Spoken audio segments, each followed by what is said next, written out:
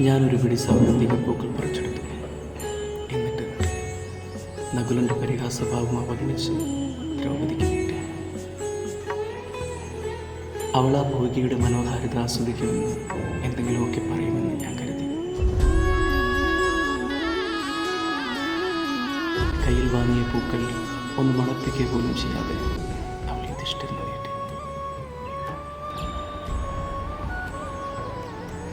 ചിലരുടെ എല്ലാം വിഡ്ഢിത്തം കൊണ്ട് തെറ്റായി വഴി നടക്കേണ്ടി വന്നതിനെപ്പറ്റി മനസ്സിലെന്തൊക്കെയോ വിരകൃത്തുകൊണ്ട് അദ്ദേഹം നടന്നു. പിന്നാലെ ഞങ്ങളും നടന്നു.